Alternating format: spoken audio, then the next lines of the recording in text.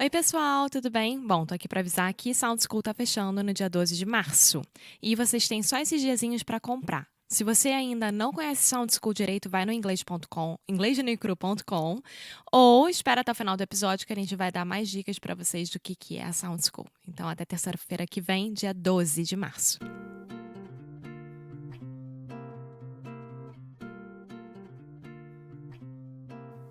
Hey, Alexia. Hey, Foster. How are you doing? I'm fine. What about you? I'm doing great. We have my dad, my father, is here on the show today. And first, we got to talk about Cambly. Yes, Cambly, our perfect partner. Yeah. So I think a good idea is we could actually explain Cambly to my dad. What do you think? Okay, Do you want me to start or you to start? go ahead. Okay. So, Dad, imagine this. People are learning English. They have a platform online that literally 24/7, anywhere in the world, you can just have an English class. You have a membership. You can create the membership how you want, and you can talk to anyone. And it can be so specific, like, I don't know, I want to talk to a software engineer in San Diego. I want to talk to an Australian. Do you think that's cool, Dad? He said that is very cool. Okay, so if you want a free class, you just put our referral code, which is Inglês no Cru Podcast. Inglês no Cru Podcast. Go to cambly.com or to the app on your smartphone, download it, put your email on it, and that's it. Inglês no Cru Podcast.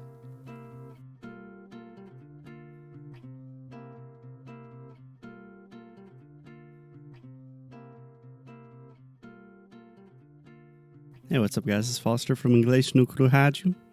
And today, Alexia is saying, of course, who else would it be?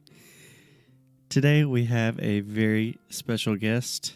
Special guest, would you please tell us who you are? My name is Jamie Hodge, and I'm Foster's dad. Yes. My dad is on the show.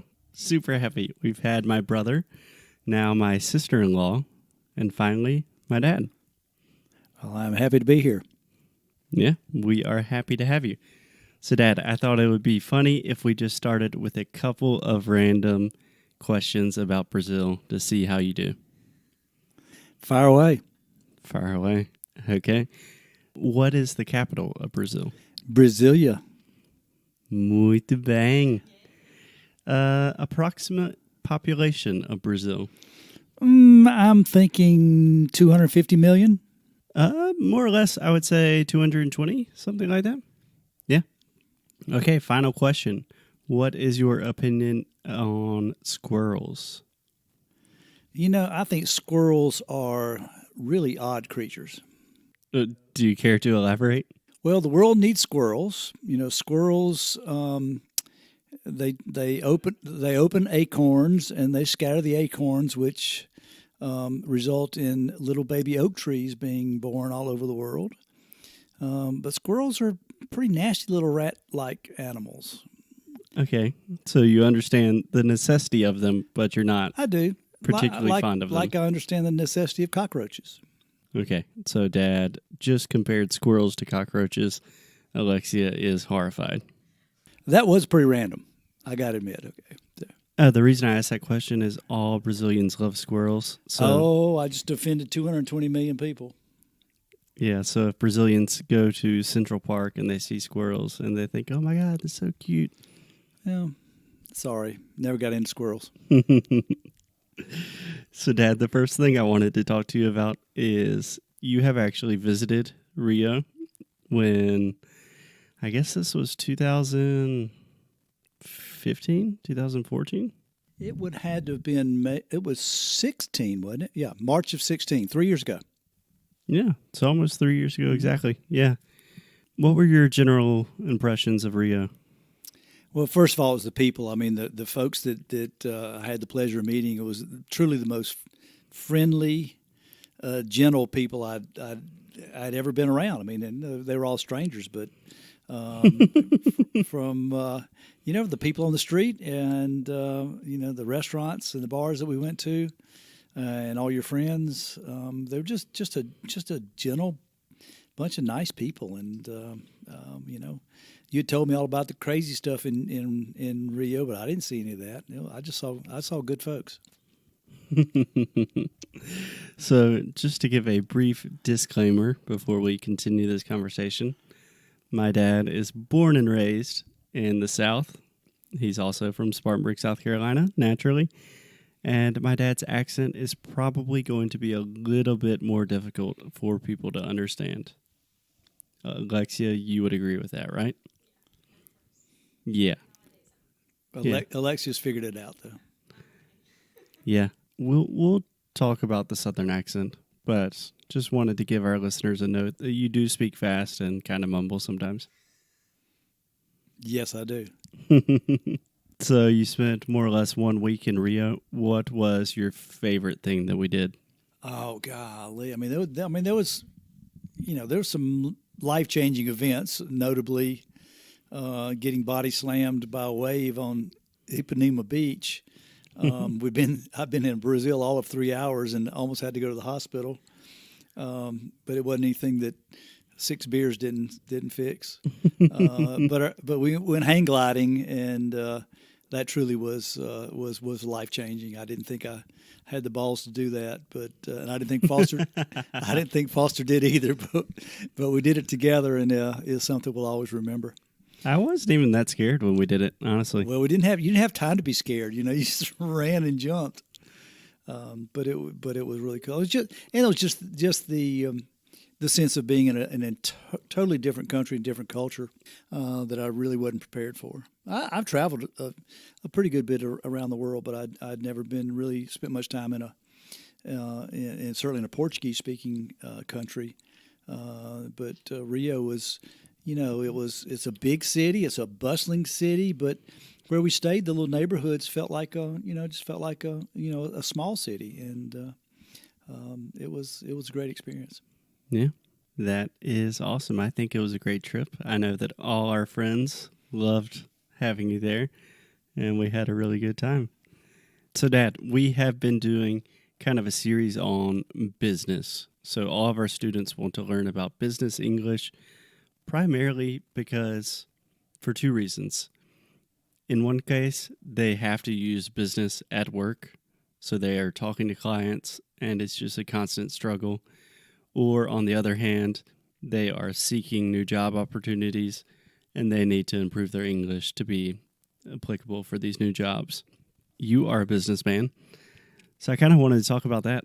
Can you just briefly explain what you do? Our family is in the floor covering business. We sell carpet and tile and all the things that go on the floor. And we sell that to residential customers, which means it goes in your home. And we also sell it to commercial customers, which means we put it in hospitals and schools. And Can you explain what tile is? Well, now tile to me is different than tile in Brazil, because Brazil is, I think, the second largest tile producer in the world.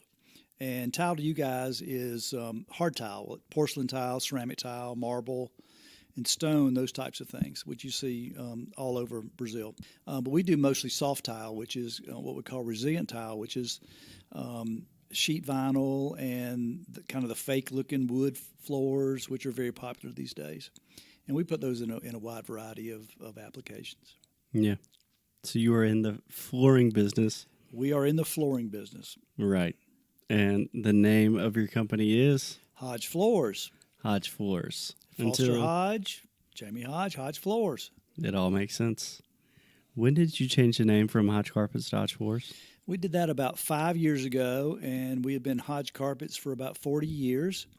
And they realized that the marketplace had changed, and carpet used to be a huge proportion of our business, but it became smaller and smaller, and other forms of flooring took hold, and carpet became a smaller part of our business. So we thought a better descriptive name would be Hodge Floors, which is more all-encompassing than Hodge Carpets exclusively. Right. Carpet is just either a carpeted room or rugs And flooring can be as a soft surface textile product, correct. very technical and accurate way to describe it. So an interesting thing about my dad's business is your dad, my grandfather, actually started that business. He did. Do you want to tell a little bit about that story? Well, it's kind of funny. I hope you got some time, but it was quite Got all the time you want, Dad. quite by accident. But I come from a long line of entrepreneurs, and I'm sure Foster and Lexi have talked to you about entrepreneurs, as they are the ultimate entrepreneurs, which are folks that start businesses and run businesses, by themselves. But my grandfather was an immigrant from the Middle East, came over to the United States in the early 1900s, and didn't have anything to do, and started selling towels and sheets and pillowcases and bedspreads door to door. This was in New York, right? This was actually after he moved here. He immigrated to New York, had some relatives that lived down here. He came down here as in his late teens, and saved some money and bought a wagon and a donkey, and seriously went around the neighborhoods and sold things door to door.